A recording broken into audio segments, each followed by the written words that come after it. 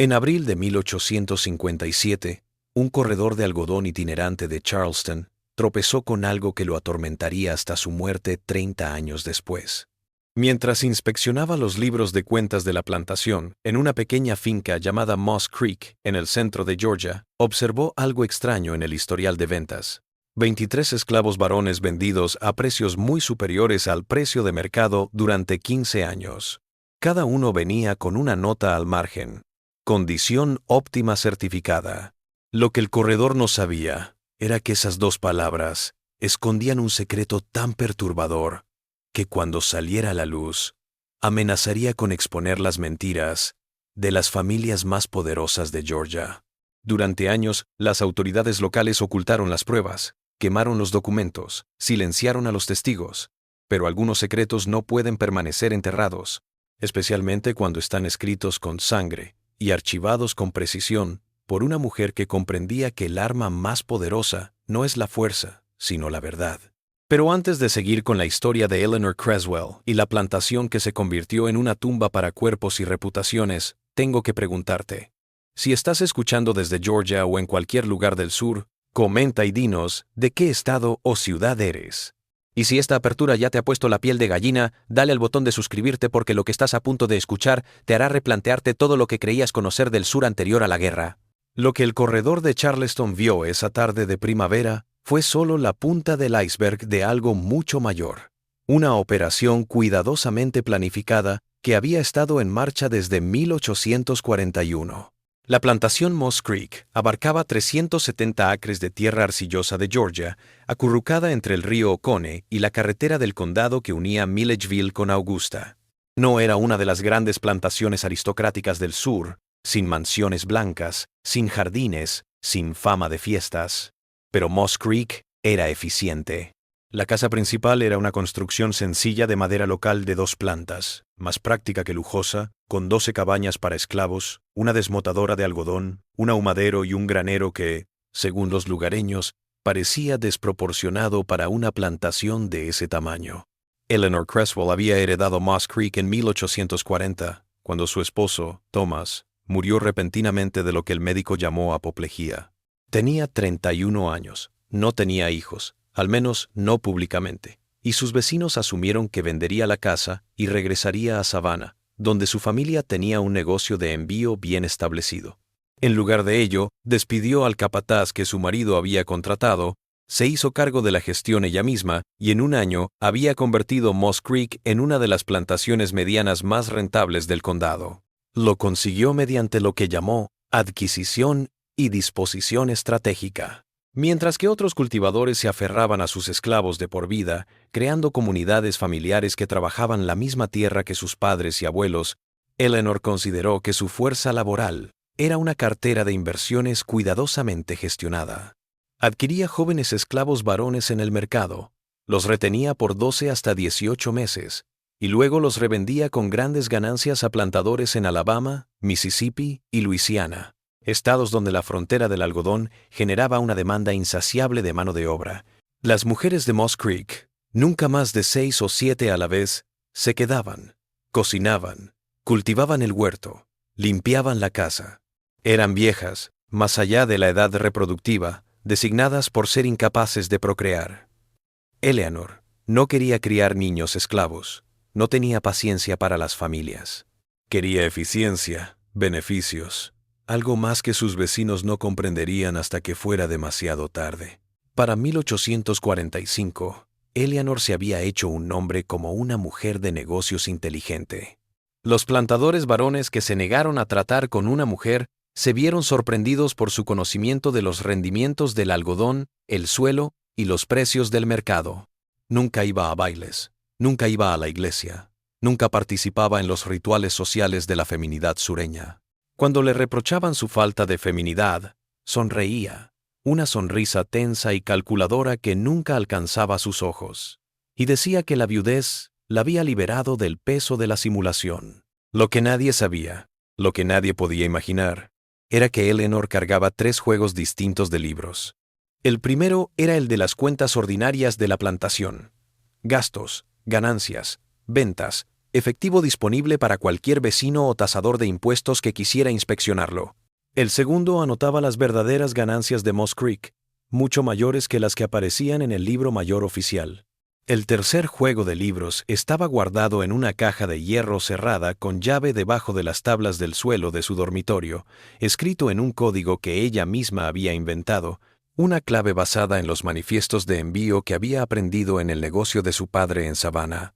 En esas páginas cifradas, Eleanor anotaba todo: nombres, fechas, descripciones físicas y, lo más importante, cosas que no habrían tenido sentido para alguien que no supiera lo que estaba creando. Al lado de cada nombre anotaba el color de ojos, la textura del cabello, la forma de la nariz, la mandíbula, el color de la piel bajo distintas luces. Estaba elaborando un catálogo, un árbol genealógico que sería de gran utilidad en el momento de presentar sus cargos. La rutina en Moss Creek nunca cambiaba. Cuando Eleanor adquiría un nuevo esclavo, siempre varón, siempre entre 18 y 25 años, siempre fuerte y sano, lo aislaba del resto durante una semana. Los demás esclavos lo sabían, aunque nunca lo decían, ni siquiera entre ellos. Algunas cosas eran demasiado peligrosas para hablar de ellas, incluso en un susurro. La séptima noche, Eleanor llamaba al joven a la casa principal. Lo que ocurría en esas horas estaba vedado, pero los esclavos domésticos observaban. Observaban que Eleanor siempre se bañaba de antemano, que se ponía un vestido en particular algodón gris sin adornos, que dejaba una lámpara encendida en su habitación hasta muy entrada la noche. Observaban que los chicos que salían por la mañana ya no caminaban igual, con la mirada gacha, los hombros encorvados, como si quisieran hacerse más pequeños. Y observaban que Eleanor, al día siguiente, permanecía horas en su gabinete con la caja de hierro abierta a su lado, escribiendo en su libro privado con la diligencia de un taquígrafo tomando actas legales. La primera desaparición tuvo lugar en el otoño de 1843, pero pasarían años antes de que alguien la conectara con Moss Creek. Un esclavo llamado Samuel, vendido a un plantador de algodón de Alabama por $1.8, nunca llegó allí. El comprador escribió una carta furioso a Eleanor, exigiendo el esclavo o la devolución del dinero. Eleanor reaccionó con copias de la factura de venta, un recibo firmado por el conductor que había llevado a Samuel y una educada preocupación. El tema quedó cerrado. Los esclavos se escapaban. Todo el mundo lo sabía. Tal vez Samuel había aprovechado su libertad en el camino hacia el oeste. 6 meses más tarde, otro hombre vendido por Eleanor, llamado Isaac, que había sido comprado por un plantador de Mississippi, desapareció de manera similar entre Georgia y su destino. De nuevo, Eleanor aportó la documentación perfecta. Una vez más, el comprador tragó saliva con resignación. 2 esclavos de la misma pequeña plantación que lograran fugarse era poco probable, pero no imposible. Para 1847, 5 hombres vendidos por Moss Creek habían desaparecido. La señal debería haber sonado, pero no lo hizo. Los compradores se encontraban repartidos en 3 estados. La comunicación entre cultivadores era esporádica, y la reputación de Eleanor por negocios justos permaneció intacta. Siempre traía papeles. Siempre mostraba la preocupación justa. Siempre decía que los hombres probablemente habían huido a la primera oportunidad. En un sistema erigido sobre la noción de que los esclavos siempre buscaban la libertad, su explicación no solo era plausible, era de esperar. Lo que nadie sabía era que ninguno de esos hombres había estado nunca fuera de Georgia. Sus cuerpos estaban en tumbas sin marcar en las tierras de Moss Creek, en una parte de la propiedad donde el suelo era demasiado rocoso para el algodón, donde Eleanor les había dicho a sus trabajadores que nunca araran porque algún día iba a hacer un huerto allí. El huerto nunca llegó, pero la parcela permaneció intacta, cubriéndose lentamente de muertos. Las muertes continuaron con la misma precisión que todo lo demás que hacía Eleanor. Tras su rito con cada joven, tras anotarlo en el libro cifrado, esperaba, le daba un buen trato al hombre en sus últimos meses en Moss Creek, engordándolo y poniéndolo en forma para hacerlo más codiciable en el mercado. Le hacía un médico reconocerle apto físicamente. Cerraba la venta, siempre a alguien a 300 millas de distancia como mínimo, siempre a través de terceros que hacían de porteadores. Y entonces, 3 días antes de la partida prevista, lo llamaba al granero al anochecer, el granero que los vecinos veían tan grande, el granero donde Eleanor almacenaba no solo herramientas y heno, sino también una pequeña habitación en la parte trasera, a la que solo se podía acceder a través de una puerta cerrada con llave. En esa habitación le servía un trago. Whisky, decía. Un lujo antes del viaje. El whisky estaba mezclado con láudano, lo suficiente para adormecerlo, pero no para dejarlo inconsciente. Ella lo necesitaba despierto para lo que seguía. Necesitaba que lo comprendiera. Eleanor le enseñaba el libro de cuentas. Le describía, en términos calmados y controlados, lo que había grabado. Le contaba las características físicas que había registrado, las que coincidían con hombres que jamás había visto, hombres cuyos nombres no le decían nada. Y entonces le contaba lo que iba a hacer con esa información, cómo iba a utilizarla para destruir familias, para revelar la hipocresía, para destruir la sociedad sureña. Le miraba mientras la comprensión amanecía en su rostro, mientras se daba cuenta de que le había elegido no por su fuerza o juventud, sino porque tenía ciertas características que Eleanor había estado buscando, características que le hacían valioso no por lo que hacía, sino por lo que demostraba. Y entonces, mientras el láudano lo arrastraba más profundo en el sopor, llamaba a la única persona en Moss Creek que conocía la extensión completa de sus planes, la única persona en la que confiaba con sus secretos, la única persona que compartía su odio por el sistema que había creado lugares como Moss Creek, su hijo. Su hijo salía del granero y terminaban el trabajo que habían empezado hace años. Henry Creswell no debería haber existido. Según todos los registros públicos, todos los censos, todos los registros de la iglesia, Eleanor y Thomas Creswell habían estado casados durante 12 años y no habían tenido hijos, y esto era verdad. Lo que los archivos no revelaban era que Eleanor había tenido un hijo ilegítimo en 1829, 7 años antes de casarse, cuando tenía 20 años y era soltera. Un escándalo que habría arruinado a su familia en el sofocante mundo de los negocios de Savannah. El padre era un hombre que su propio padre nunca habría reconocido, nunca habría aceptado. El niño fue enviado al norte antes de su primer año, al cuidado de la tía materna de Eleanor en Filadelfia, una viuda que aceptó criarlo como su hijo.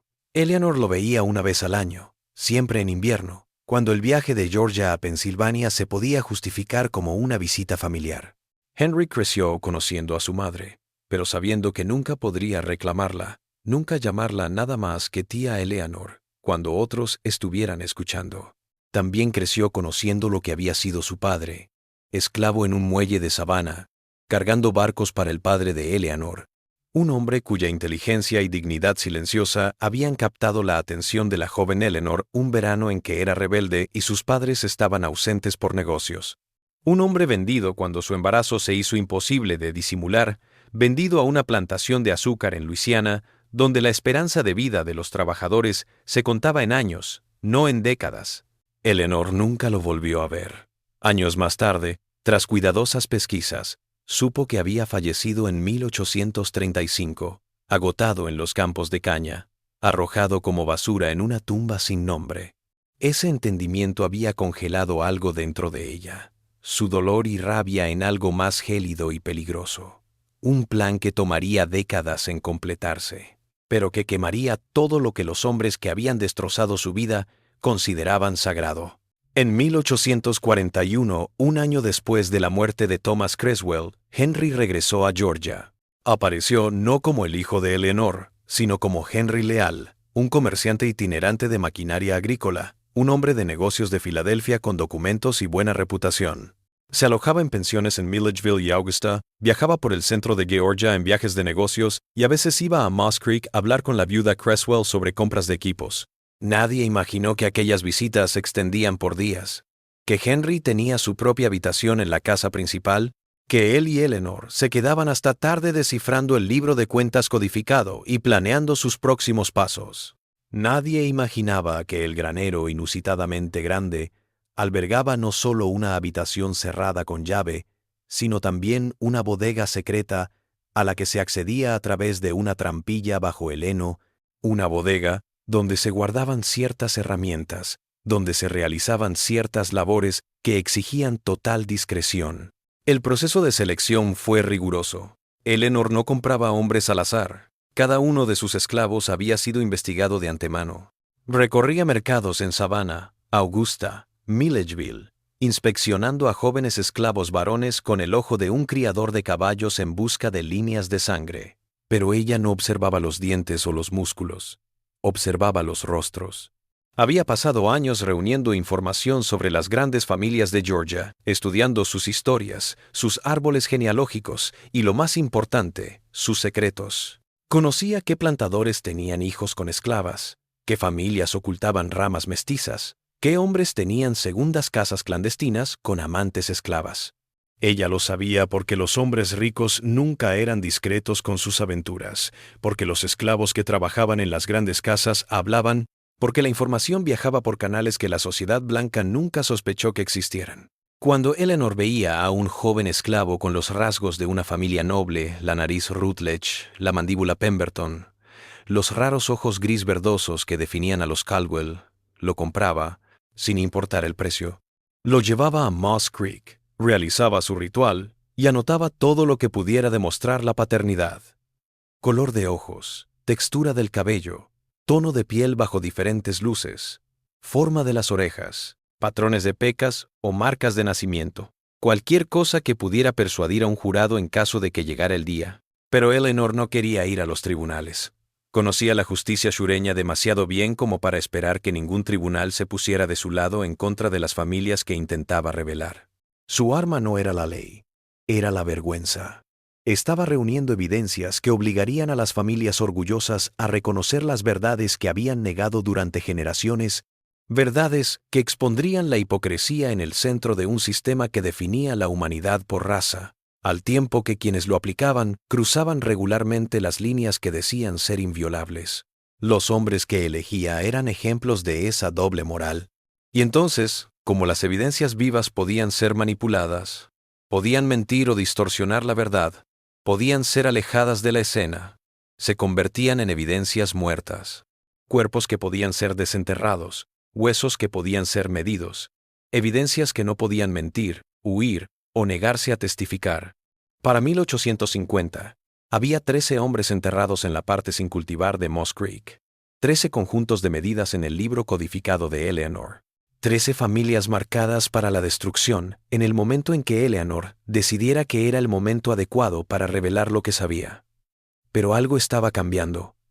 El país estaba cambiando. Las tensiones entre el norte y el sur estaban aumentando. El compromiso de 1850 había calmado las tensiones sobre la expansión de la esclavitud, pero todos sabían que la paz era precaria, que vendrían conflictos mayores.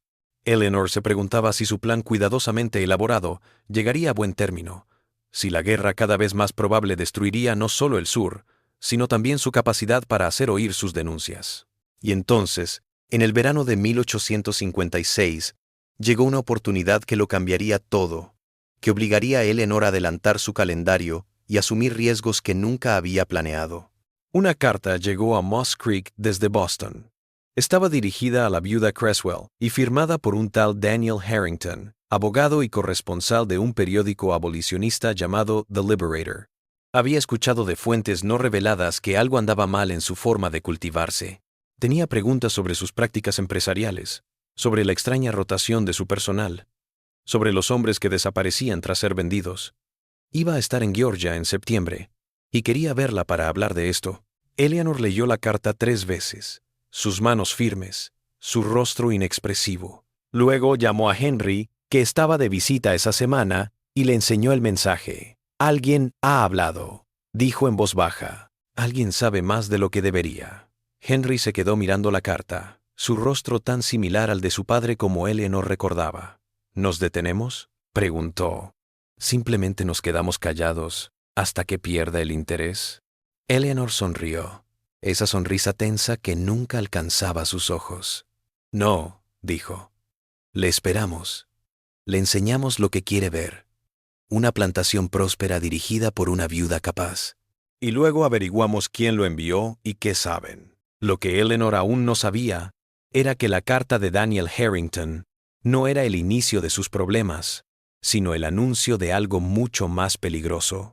Una confluencia de eventos que expondría todos sus secretos mucho antes de lo previsto. Si sigues aquí, si esta historia te ha enganchado con sus secretos, hazme un favor ahora mismo. Dale al like y comenta tu teoría. ¿Fue justicia o locura el plan de Eleanor? ¿Estaba combatiendo un sistema corrupto o se estaba transformando en aquello que detestaba? Comenta abajo y asegúrate de suscribirte, porque esta historia está por tomar giros que no esperarás. Descubramos qué sucedió cuando el abogado de Boston llegó a Moss Creek. La misiva había sido enviada por canales seguros. Alguien en la red de Eleanor, la red de información, que viajaba entre esclavos, entre casas, entre plantaciones, la había traicionado. Alguien había llevado cuentos al norte. Había chismorreado sobre Moss Creek a abolicionistas siempre sedientos de ejemplos de la maldad sureña. Daniel Harrington llegó a Moss Creek el 15 de septiembre de 1856 en un destartalado carruaje que había alquilado en Milledgeville. Tenía 42 años, delgado, anguloso y pálido como alguien que se ganaba la vida revisando documentos legales. Vestía un traje oscuro que lo delataba como norteño. El corte era erróneo, la tela demasiado gruesa para el clima de Georgia. Al descender del carruaje y quitarse el sombrero para enjugar el sudor de la frente, Eleanor se percató de sus manos manchadas de tinta y su cuello deshilachado. Un abogado laborioso entonces, no uno de los acaudalados abolicionistas que patrocinaban el movimiento desde sus salones en Boston. Eleanor lo recibió en el salón principal. Una habitación impecable, pero intencionalmente sencilla. Sin muebles costosos, sin adornos lujosos. Nada que revelara que Moss Creek era más lucrativo de lo que mostraban sus registros oficiales. Le trajo agua fresca y escuchó mientras él explicaba su misión. Sra. Creswell comenzó su acento de Boston arrastrando cada palabra. Voy a ser franco con usted. Me han llegado mensajes de personas que dicen que su plantación funciona en condiciones fuera de lo normal. En particular, que tiene una fuerza laboral exclusivamente masculina, que estos hombres son vendidos tras cortos periodos y que muchos han desaparecido en tránsito. Eleanor lo miró fijamente. Le han informado mal, señor Harrington. Tengo una pequeña armada de limpiadoras. Los machos que adquiero permanecen entre 12 y 18 meses, tiempo en el que invierto en su salud y entrenamiento, para luego venderlos con ganancia a cultivadores en zonas emergentes. Y en cuanto a las desapariciones, solo puedo suponer que se refiere a varones que desertaron en vez de ser trasladados a nuevas localizaciones. Entrego toda la documentación y certificado de salud a todos los compradores. Si los esclavos huyen, es por desesperación, no por mí. Harrington sacó un cuaderno de su abrigo. Tengo 5 casos registrados de hombres que usted vendió y que jamás llegaron a su destino. 5 hombres que desaparecieron sin dejar rastro en 12 años. Eso parece estadísticamente significativo. Parece, respondió Eleanor con frialdad, que un abogado de Boston está viendo cosas que no están ahí porque quiere verlas. Ha venido aquí buscando atrocidades, señor Harrington. Algo que contar a sus amigos abolicionistas, pero no lo encontrará. Moss Creek es una empresa bien gestionada y legal. Nada más. Entonces, ¿le importaría si me quedo por aquí unos días? ¿Hablo con algunos de sus vecinos? ¿Tal vez con los esclavos que trabajan aquí? El rostro de Eleanor no se movió. Puede malgastar su tiempo como desee. Mis vecinos le dirán que soy una empresaria exitosa que transformó una plantación en quiebra.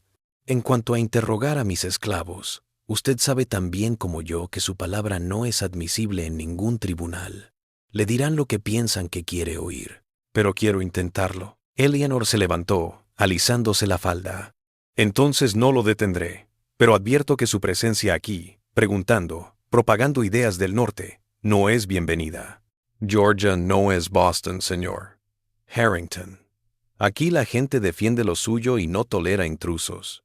No era una amenaza, no exactamente, más bien una declaración de hecho, pero Harrington escuchó la advertencia debajo, y cuando salió de Moss Creek esa tarde, ya no estaba seguro de su investigación. Eleanor había estado demasiado tranquila, demasiado lista. Había respondido a todo con facilidad, había ofrecido documentación para todo. Había sido exactamente lo que decía que era, una mujer de negocios capaz que dirigía una plantación legal, pero Harrington no había sobrevivido como abogado abolicionista tomando las cosas al pie de la letra. Se alojó en una pensión en Milledgeville y pasó 3 días moviéndose en silencio. Habló con comerciantes que habían tratado con Moss Creek, con otros plantadores que conocían a Eleanor, con el médico que certificaba la salud de sus esclavos antes de venderlos. Todos decían lo mismo. Eleanor Creswell era extraña, una mujer que dirigía una plantación sola, pero honesta. En su cuarto día en Milledgeville, Harrington recibió una visita inesperada. Una mujer negra, vieja, que llegó a su pensión después del anochecer y le exigió verlo en privado. Era una de las esclavas de la casa de Moss Creek, dijo. Se llamaba Ruth, y había trabajado allí desde que el marido de Eleanor estaba vivo. Sabía acerca de la propiedad, lo que ocurría allí, cosas que nadie en Moss Creek conocía. Harrington la llevó a su habitación, le ofreció la única silla, y escuchó mientras Ruth explicaba en voz baja y apremiante. Le habló de los chicos que Eleanor compraba, del ritual de la séptima noche, de la forma en que Eleanor se encerraba en su estudio, durante horas, escribiendo en libros que nadie tenía permiso de ver. Le contó sobre el granero, sobre la habitación cerrada con llave en la parte de atrás, sobre cómo a veces, por la noche, escuchaba ruidos desde allí, ruidos que la asustaban, aunque no podía explicar por qué. Ella no está bien, dijo Ruth, sus manos gastadas entrelazadas en su regazo. Algo anda mal con la Sra. Eleanor. Se encuentra enfermo desde que el señor Thomas murió, tal vez antes. Hay una frialdad en ella, una frialdad calculadora. Y los muchachos que compran no los vende, como ella dice. Algunos de ellos simplemente desaparecen una noche y nunca más los volvemos a ver. ¿Sabes qué pasa?, dijo Harrington, inclinándose hacia adelante. Ruth negó con la cabeza. Nadie lo admite, pero hay una parte de la propiedad en la que ella no permite que nadie trabaje. Dice que un día va a hacer un jardín ahí. La tierra ha sido cavada y rellenada. Y yo vi a ella y a ese hombre. Se detuvo en seco, como si hubiera revelado demasiado. ¿Qué hombre?, repitió Harrington. El hombre del equipo. Señor Leal, dice. Viene. Se queda días. La sella Eleanor le está vendiendo equipo agrícola, pero nunca veo que llegue mucho equipo nuevo. Lo que sí he notado es que se quedan despiertos hasta tarde, mirando sus libros, planeando algo. Ruth se levantó, mirando hacia la puerta. No debería haber venido. Si se entera de que hablé con usted, no sé qué hará, pero alguien debe saberlo. Algo anda mal en Moss Creek, señor. Harrington. Algo que debe detenerse. Tras la partida de Ruth, Harrington se sentó en la oscuridad de su habitación, intentando procesar lo que había oído. Si Ruth decía la verdad, Eleanor no solo dirigía una plantación extraña, sino que también ocultaba algo criminal. ¿Qué? Y lo más importante, ¿cómo podría demostrarlo? A la mañana siguiente, Harrington alquiló un caballo y regresó a Moss Creek. No había anunciado su llegada, con la intención de sorprender a Eleanor. Pero cuando llegó, la halló en el patio delantero, supervisando la carga de fardos de algodón en una carreta, impasible ante su llegada. Señor Harrington, dijo ella, secándose las manos en el delantal. De vuelta tan pronto, creí que habría terminado su investigación. Quisiera ver su propiedad, dijo. Toda la propiedad, con sus dependencias. La sonrisa de Eleanor se tensó, pero su voz siguió siendo amable. Sí, claro, pero no sé lo que espera encontrar. Moss Creek no es emocionante. Ella le enseñó la desmotadora de algodón, el ahumadero, las cabañas de esclavos. Todo era como esperar en una pequeña plantación. Práctico, bien cuidado, nada llamativo. Alcanzaron el granero, y Eleanor abrió de par en par las puertas principales, revelando el interior donde se almacenaban los aparejos, y se guardaba el heno para la mula y los caballos. ¿Y la de atrás?, preguntó Harrington. Vi una puerta en la parte de atrás. Almacenamiento, dijo Eleanor. Herramientas antiguas, equipos averiados que no he tenido tiempo de arreglar o desechar. Nada de importancia. Quiero verlo. Eleanor lo observó un largo momento, y Harrington vio algo destellar en sus ojos. No miedo, sino cálculo. Estaba calculando, ponderando. Está bien, dijo al fin. Se sacó una llave del bolsillo y abrió la puerta. La habitación era tal como la había descrito, llena de cacharros oxidados, cuchillas de arado rotas, rollos de cuerda, barriles vacíos. El polvo cubría todo y las telarañas colgaban de las esquinas. Parecía que no se había entrado en años. Harrington recorrió a pie la longitud de ella, inspeccionando todo, buscando algo que corroborara las sospechas de Ruth. Pero no había nada, ni violencia, ni actividad reciente, nada que indicara que esta habitación fuera algo más que un almacén olvidado. ¿Satisfecho?, dijo Eleanor desde la puerta. Harrington se volvió para mirarlo, confundido y molesto. Lo que Ruth le había contado sonaba creíble, pero no tenía nada que pudiera llevar a la policía o publicar en The Liberator. Sin evidencia, era solo otro abolicionista lanzando acusaciones salvajes contra los sureños. Por ahora, dijo, pero mientras regresaban a la casa principal, Harrington se dio cuenta de algo. La tierra alrededor del granero estaba desigual en algunos puntos, pequeñas depresiones y montículos que parecían haber sido movidos en el pasado. Se acordó de lo que Ruth había dicho sobre cavar y rellenar. Miró hacia donde ella había señalado, la parte donde Eleanor decía que algún día haría un huerto. De lejos se veía como cualquier otra tierra sin arar, rocosa y sin potencial para el algodón. Pero algo en la manera en que crecía la vegetación allí, algo que no encajaba con el resto del lugar. Esa parte de ahí, dijo, señalando, ¿por qué no la ha desarrollado? Tierra pobre, respondió Eleanor rápidamente. Demasiado rocosa para el algodón, y no he tenido tiempo de prepararla para un jardín. Está en mi lista de futuras mejoras. Harrington se agachó, inspeccionando el suelo, preguntándose si estaba imaginando cosas o si realmente estaba viendo patrones donde no los había. Finalmente, le agradeció a Eleanor por su tiempo y regresó a Milledgeville, más confundido que nunca sobre lo que estaba ocurriendo en Moss Creek. Lo que no sabía, lo que no podía haber sabido, era que la habitación que acababa de registrar era exactamente lo que Eleanor quería que viera, una fachada. La verdadera habitación, la que trabajaba, estaba debajo. La trampilla estaba debajo de aquellos barriles vacíos, cubierta de tierra y paja, imposible de notar a menos que supieras dónde buscar. Y las herramientas que Ruth había escuchado en medio de la noche estaban bien guardadas en la bodega de abajo, junto con 13 cajas de madera etiquetadas con los nombres de cada hombre enterrado en ese campo rocoso. Daniel Harrington pasó otra semana en Georgia, entrevistando a cualquiera que lo escuchara, buscando evidencia para corroborar la historia de Ruth. Pero a dondequiera que volviese la vista, era lo mismo. Eleanor Creswell era una mujer extraña, sí, pero no había nada que indicase un comportamiento indebido. Las ventas estaban registradas. Los compradores certificaron haber recibido el valor por su dinero, al menos por los esclavos que sí llegaron. Las desapariciones, por sospechosas que fueran, podían atribuirse a fugas. El testimonio de Ruth, una mujer esclavizada sin evidencia física para corroborar su historia, no sería admisible en ningún tribunal de justicia.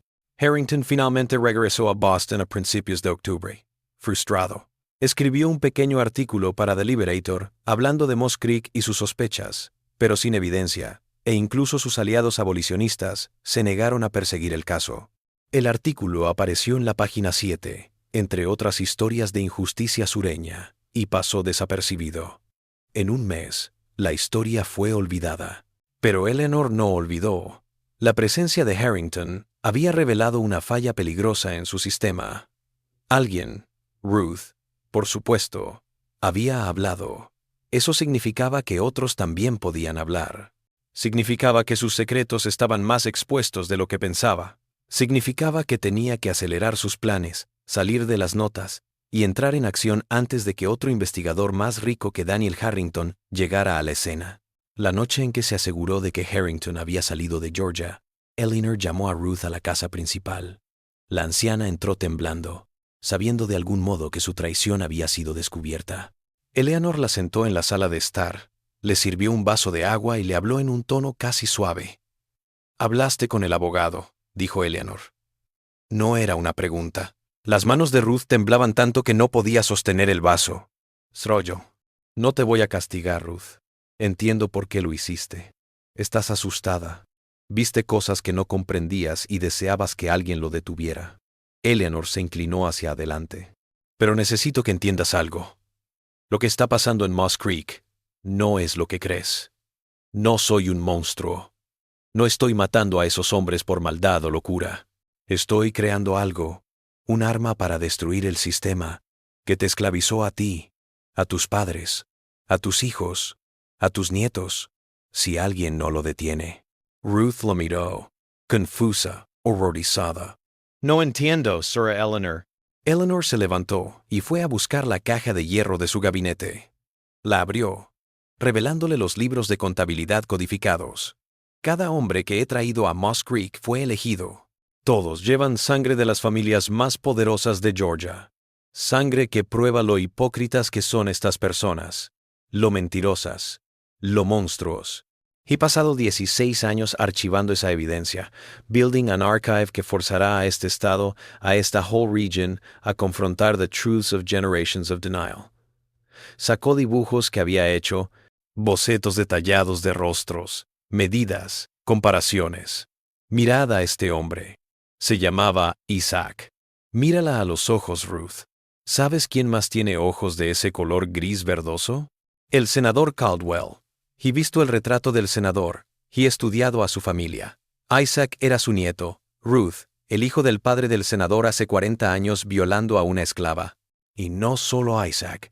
Hay otros 12, todos con sangre de familias que dicen descender de sangre pura, que basan toda su identidad en la falacia de la superioridad racial. Los ojos de Ruth se abrieron con horror. ¿Y usted los mató? Guardé la evidencia, corrigió Eleanor con frialdad. Los hombres vivos pueden ser llevados, pueden ser vendidos de nuevo, pueden perderse en la inmensidad de este país, donde nunca más podría hallarlos. Los muertos se quedan donde los coloco. Los muertos pueden ser desenterrados.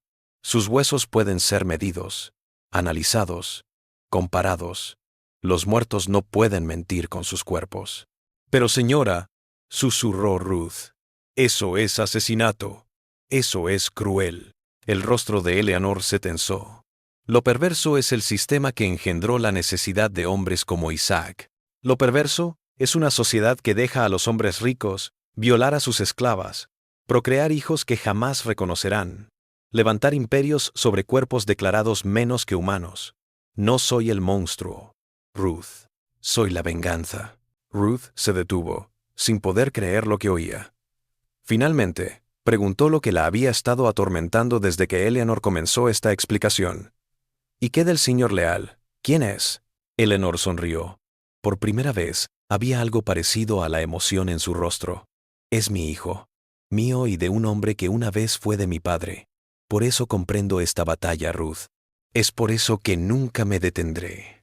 Porque mi propio hijo vive en un mundo que lo devoraría si conocieran a su padre. Un mundo que debe arder. Ruth se dio cuenta entonces de que Eleanor era más peligrosa de lo que había imaginado. Esto no era locura. Esto era peor. Una venganza planificada de décadas que ya había reclamado 13 vidas y no mostraba signos de detenerse. ¿Qué va a hacer con todo esto?, preguntó Ruth en voz baja. ¿Cuándo? Con Bart Gay. ¿Cuándo? Pronto, dijo Eleanor. El país marcha hacia la guerra. Todo el mundo lo nota.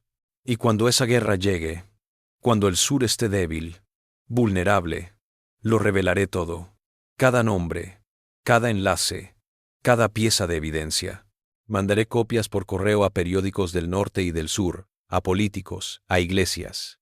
Y voy a hacer que todo el país conozca a los hipócritas que crearon este sistema, las mentiras en las que se basa. Y lo haré de una manera que no pueda ser ignorada ni silenciada, porque las pruebas serán innegables. Cerró la caja de hierro y volvió a cerrarla con llave. Pero necesito tu silencio, Ruth. Y necesito que comprendas que si abres la boca de nuevo, si traes a alguien aquí a preguntar, no solo me estás poniendo en riesgo a mí, vas a arruinar la única oportunidad que tenemos de hacer que estos tipos paguen por lo que hicieron. ¿Entendés? Ruth asintió lentamente, aunque se sentía como si se estuviera ahogando. Comprendía, pero comprender no justificaba. 13 hombres estaban muertos, 13 hombres que independientemente de la sangre que compartían, habían sido asesinados en aras de la justicia de Eleanor. Debe haber otra manera, pensó Ruth. Debía existir una forma sin matar. Pero también sabía que en la Georgia de 1856, ningún tribunal tomaría el testimonio de esclavos contra familias blancas. Ningún periódico publicaría denuncias de una mujer esclavizada. No había forma de que se escuchara la verdad que Eleanor había registrado. En un mundo injusto, Eleanor había decidido que solo la injusticia podía destruirlo. Ruth salió de la casa principal esa noche, con una carga que nunca había pedido: saber lo que era Moss Creek, y darse cuenta de que ahora era parte de lo que fuera que sucediera a continuación. Los meses que siguieron, Eleanor progresó con nueva determinación. Adquirió 3 jóvenes más entre octubre de 1856 y marzo de 1857, cada uno seleccionado con mayor cuidado que antes.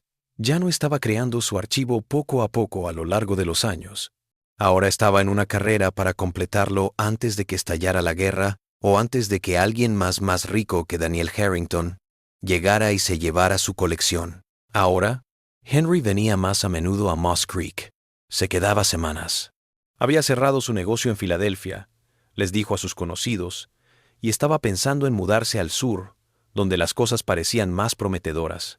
Nadie lo cuestionó. Muchos norteños se mudaban al sur en aquellos años, atraídos por la tierra barata y la promesa de riqueza del algodón. Lo que en realidad estaban haciendo madre e hijo juntos era prepararse para el final del juego. Henry había empezado a duplicar los libros de contabilidad cifrados de Eleanor, traduciéndolos al inglés sencillo y ocultándolos en varios lugares: una caja fuerte en un banco de Savannah, el bufete de un abogado en Charleston, amigos de confianza en Pensilvania. Estaban duplicando la evidencia, asegurándose de que si Eleanor o sus documentos originales fueran destruidos, la evidencia perduraría. También afinaron su técnica. La bodega debajo del granero ahora albergaba no solo cadáveres, sino también notas anatómicas. Henry había estudiado medicina durante 2 años antes de dejarlo por los negocios y trajo ese conocimiento a la práctica. Después de cada asesinato, actuaba, tomaba medidas, hacía bocetos, guardaba cabellos, en algunos casos huesos precisos que mostraban características familiares. Fue una carnicería. Pero Henry lo trató con desapego clínico. Para él no eran personas, eran piezas en un caso que reescribiría la historia.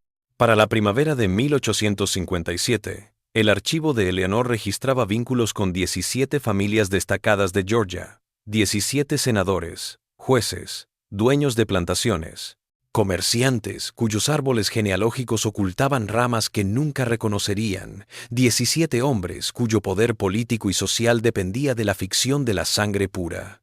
Eleanor calculó que necesitaba evidencia que involucrara al menos a 25 familias antes de tener suficiente influencia para iniciar el efecto en cadena que buscaba, en el que la exposición de una familia llevaría a preguntar por otra, y el escándalo se extendería como un fuego a través de la red interconectada de la élite de Georgia. Estaba cerca, 1 año más, un par de hombres más, y tendría todo lo que necesitaba. Pero el destino, como siempre, tenía otros planes. En abril de 1857, el corredor de algodón de Charleston llegó a Moss Creek para revisar sus registros, y en esos registros vio el patrón que iniciaría el derrumbe de Eleanor. El corredor se llamaba William Thorne, y era más cuidadoso de lo que Eleanor esperaba. La mayoría de los compradores ni siquiera miraban las cuentas de la plantación, solo los números finales. Costos, precios, ganancias. Thorne se lo inspeccionó todo. Observó que cada esclavo varón que Eleanor vendía se vendía por encima del precio de mercado. Se percató de que la leyenda condición óptima certificada se repetía con sospechosa frecuencia. Y lo peor, observó que algunos de los hombres tildados de vendidos ni siquiera figuraban en los registros posteriores de sus supuestos compradores. Thorne estaba más curioso que sospechoso. Supuso que había una buena razón. Tal vez Eleanor conocía clientes que apreciaban a sus esclavos. Tal vez estaba ofreciendo algún tipo de capacitación o preparación que justificaba los precios altos. Dijo sus comentarios casualmente, esperando que Eleanor llenara el patrón. En cambio, algo brilló en su rostro. Solo por un instante, solo una fracción de segundo, que hizo que sus instintos profesionales se alertaran. Era miedo, bien disimulado, en el acto reprimido, pero inconfundible. Eleanor Creswell temía lo que había visto. Thorne salió de Moss Creek esa tarde, con la intención de hacer algunas preguntas discretas. Si algo sospechoso estaba ocurriendo, si Eleanor estaba falsificando sus registros o cometiendo algún tipo de fraude, tenía el deber de averiguarlo. Y lo que es más importante, estaba asociado con algunos de los plantadores que figuran como compradores en sus libros de contabilidad. Podía comprobar si los esclavos habían sido realmente entregados, si las ventas eran lícitas.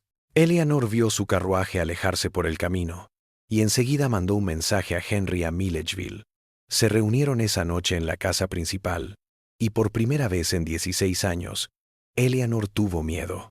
«Él va a revisar», dijo ella, caminando por el estudio.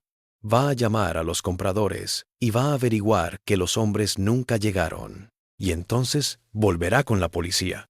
O correrá la voz, y todo se vendrá abajo antes de que estemos listos». Henry se detuvo junto a la ventana, su reflejo perfilado en el vidrio oscuro. «Detente», dijo en voz baja. «Cogemos lo que tenemos 17 familias, suficiente para hacer daño y lo soltamos. Mandamos las copias mañana. Las mandamos a todos los lugares que tenemos planeado. No será perfecto, pero será suficiente». «No lo hará», repitió Eleanor. 17 no es suficiente para hacer la cascada que necesitamos. Lo van a censurar. Encontrarán maneras de desacreditar la evidencia, de decir que los documentos son falsos, de matar a cualquiera que se acerque demasiado a la verdad. Necesitamos más. Necesitamos suficientes enlaces para que no puedan sofocar el escándalo. Entonces, ¿qué sugieres? Eleanor dejó de caminar. Sus manos, que habían estado temblando, se firmaron. Cuando habló, su voz llevaba la certeza helada que la había guiado a través de 16 años de labor paciente. «Suprimimos el problema. Thorne lo sabe, pero no se lo ha dicho a nadie todavía. Primero investigará, confirmará sus sospechas, antes de acusar. Eso nos compra tiempo, unos días, una semana». Henry se volvió de la ventana, su rostro tenso. «Estás hablando de matar a un hombre blanco, un hombre de negocios de Charleston. Eso es muy distinto a lo que venimos haciendo. Los esclavos». «Nadie pregunta por los esclavos. Pero esto, cazarán al que lo hizo. Van a destrozar este condado en busca de respuestas. Atraparán a un esclavo fugitivo», dijo Eleanor. «Atraparán a alguien que asaltó a Thorne en un robo. Cazarán a quien le señalemos para cazar, pero no sospecharán de mí. Los hombres blancos ricos no sospechan de las viudas respetables de asesinato». Los 2 días siguientes, Eleanor y Henry pulieron su plan. Se enteraron de que Thorne se hospedaba en el Hotel Milledgeville y que tenía la intención de pasar la semana recorriendo plantaciones locales y reuniéndose con posibles compradores. Era un hombre de costumbres, Thorne. Todas las noches, después de la cena, daba el mismo paseo por el camino llano que llevaba al río. Caminaba solo, con una pequeña pistola por seguridad, pero despreocupado por el peligro. Milledgeville era civilizada, pensaba él, no como las fronteras salvajes donde había que temer por la violencia.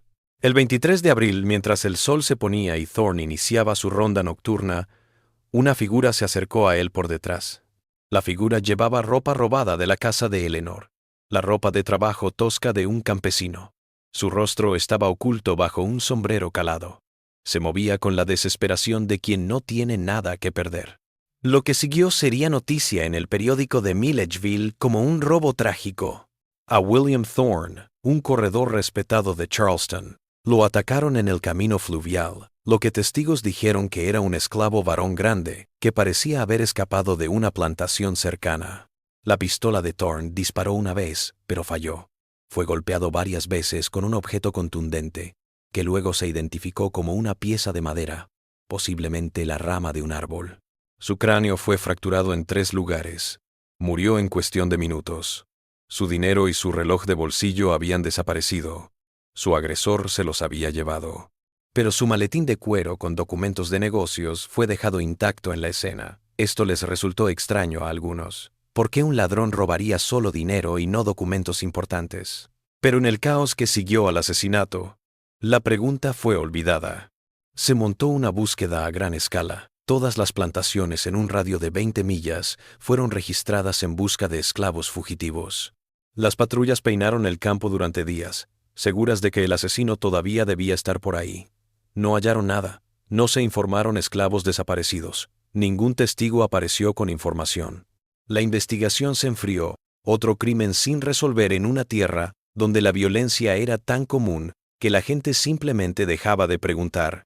Lo que nadie sabía Lo que nadie sospechó era que el hombre que asesinó a William Thorne no había huido. De vuelta en Moss Creek, se había despojado de la ropa robada en la bodega debajo del granero, se había lavado la sangre y había vuelto a ser Henry Leal, respetable hombre de negocios de Filadelfia.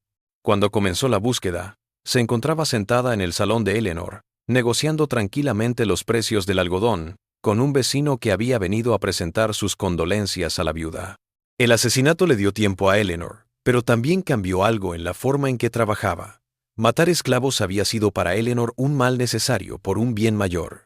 Eran bajas en una guerra contra un sistema injusto, sacrificios que liberarían a miles. Pero Thorne era diferente.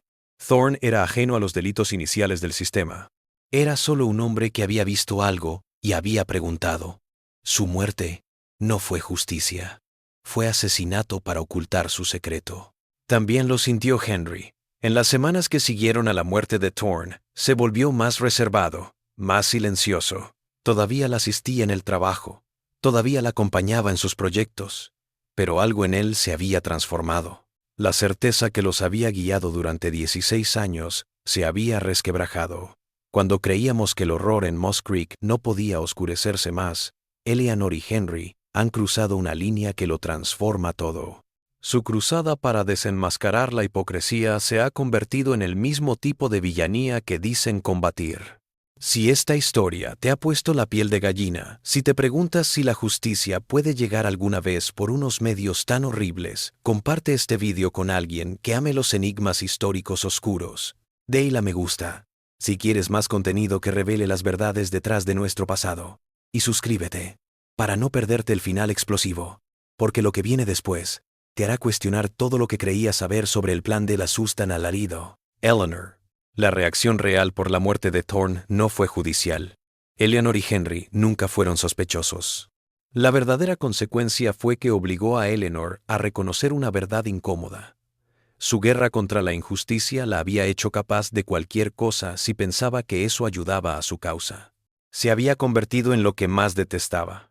Alguien que sacrifica vidas individuales en aras de un sistema, en su caso, el sistema de venganza que había cultivado durante 16 años. La verdad sobre lo que había ocurrido en Moss Creek llegó no por medio de la investigación o la revelación, sino por un accidente de la historia.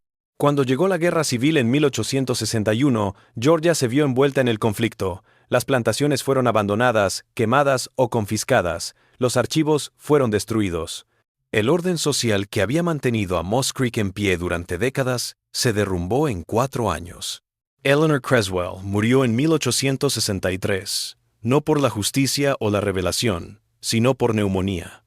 Tenía 54 años y, según sus vecinos, falleció mientras dormía.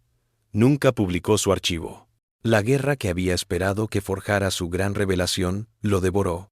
Su evidencia, bien documentada, permaneció enterrada en la caja de hierro, debajo de sus tablas de piso, codificada e inalcanzable. Desapareció en algún momento de 1864. Un día, ya no estaba en Milledgeville.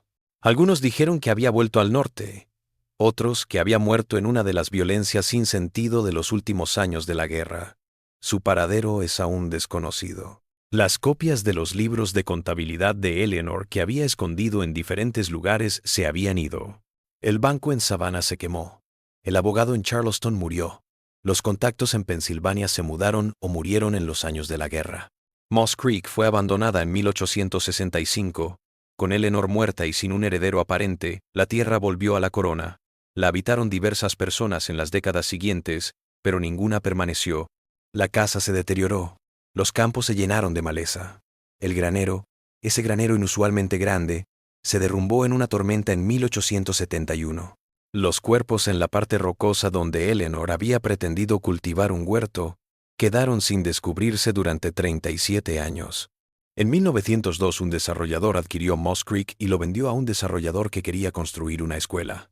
Al cavar, los obreros desenterraron el primer esqueleto, luego otro y otro más. Finalmente descubrieron 16 cuerpos enterrados en tumbas poco profundas, así como ataúdes de madera llenos de cabello, bocetos y medidas. El hallazgo causó revuelo en los periódicos de Georgia. Salieron historias sobre lo que podría haber pasado, quiénes eran las víctimas, por qué las habían enterrado allí. Pero con Eleanor muerta desde hace casi 40 años, la esclavitud abolida y la mayoría de las grandes familias de su tiempo muertas o en declive, no había a quien juzgar, no había historia que contar sobre el horror que había sido descubierto. La caja de hierro se descubrió al demoler la casa principal. Un obrero de la construcción la halló bajo tablas de suelo en descomposición y, intrigado por su contenido, forzó la cerradura. En el interior había libros de contabilidad codificados que nadie podía descifrar, bocetos de rostros, medidas y notas que parecían ser algún tipo de estudio de crianza o genealógico. Entregó la caja a las autoridades locales, quienes la inspeccionaron rápidamente y la almacenaron en un sótano de la corte. Nadie pudo descifrar la clave de Eleanor, y los papeles fueron olvidados de nuevo. No fue hasta 100 años después del asesinato de William Thorne, que un estudiante de posgrado, que investigaba la Georgia anterior a la guerra para su tesis doctoral, tropezó con la caja de hierro en los archivos judiciales. El estudiante, fascinado por los libros de cuentas cifrados, dedicó 2 años a descifrar la clave de Eleanor. Cuando finalmente lo hizo, lo que encontró era tan perturbador que su comité de tesis se negó a creerle. Pero la evidencia estaba ahí, fría y despiadada. Eleanor había registrado 17 relaciones entre hombres esclavizados y familias blancas de élite. Había anotado fechas, rasgos, historiales familiares.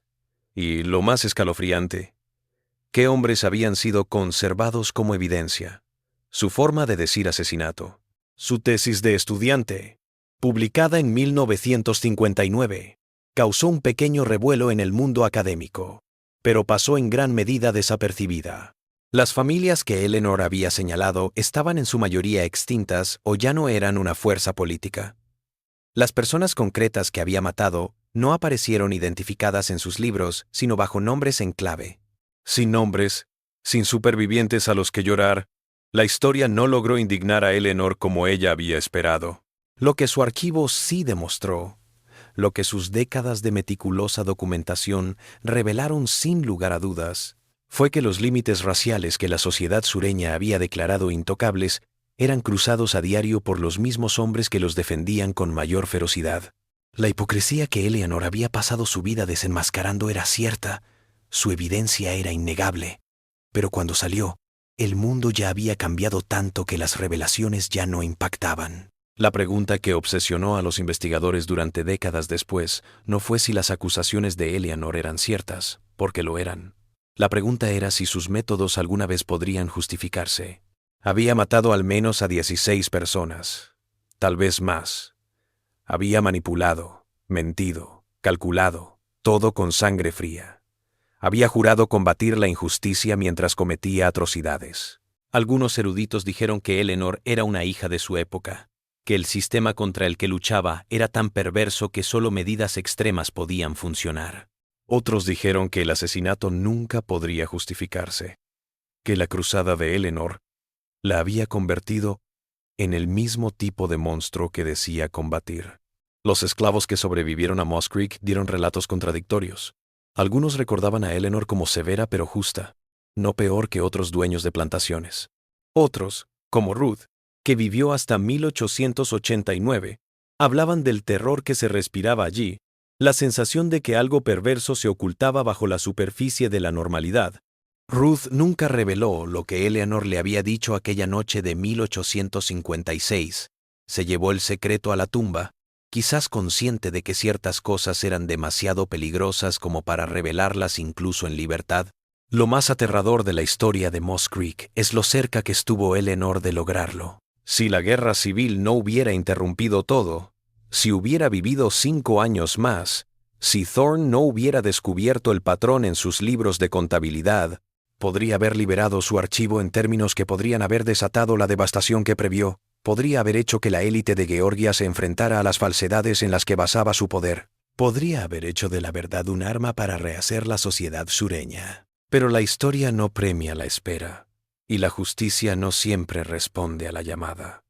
El plan de Eleanor, incubado durante 16 años, no hizo más que engrosar la lista de muertos de una época ya sangrienta. Los hombres que mató murieron por cosas que nadie vería en un siglo. Las familias que intentó destruir cayeron por causas ajenas a sus revelaciones. El sistema que detestaba cayó, no por revelarse su hipocresía, sino por la guerra y la revolución política. Hoy, nada queda de Moss Creek.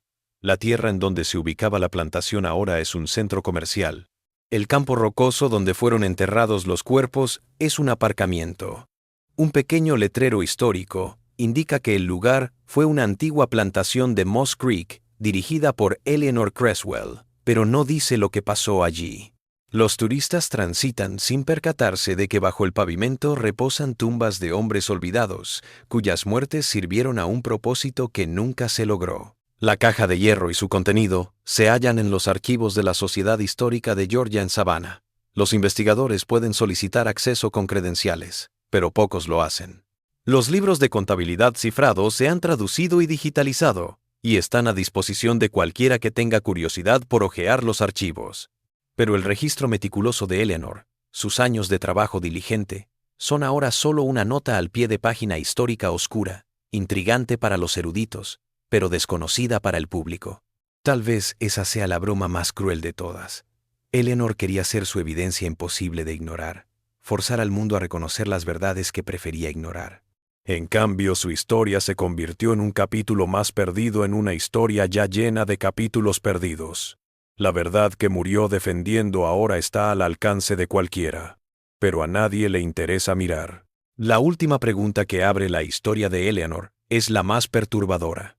¿Qué hacemos con la evidencia del mal histórico que llega demasiado tarde para marcar la diferencia? Eleanor demostró que la élite de Georgia era falsa, que las fronteras raciales que juraban eran inventadas, que todo el sistema de esclavitud se basó en mentiras aún mayores de lo que nadie admitió, pero lo probó un siglo demasiado tarde para hacer la diferencia. Para cuando se descifró su archivo, los hombres que había acusado estaban muertos, sus familias diezmadas, su mundo destruido por fuerzas ajenas a su caso meticulosamente elaborado. ¿De qué sirve la verdad si llega demasiado tarde para la justicia? ¿Sirve de algo registrar el daño si nadie tiene la culpa? Estas son las preguntas que Moss Creek nos exige que abordemos, y no hay respuestas fáciles. ¿Qué opinas de la historia de Eleanor? ¿Una mujer combatiendo la injusticia con las únicas armas a su alcance, o se transformó en tan monstruosa como el sistema que detestaba? Sus asesinatos podrían alguna vez justificarse en nombre del bien mayor que decía servir, o su fracaso final demuestra que la violencia en nombre de la justicia siempre corrompe la causa que pretende defender. Comenta abajo y dime si encontraste esta historia tan perturbadora como yo. Suscríbete a este canal y activa la campanita de notificaciones. Profundizamos en la historia estadounidense, en sus partes más incómodas, en las verdades que desafían nuestra comprensión del pasado. Y si quieres hablar más de esta historia, compártela con amigos a los que les gusten las cuestiones morales difíciles y los enigmas históricos. Gracias por escuchar. Hasta la próxima.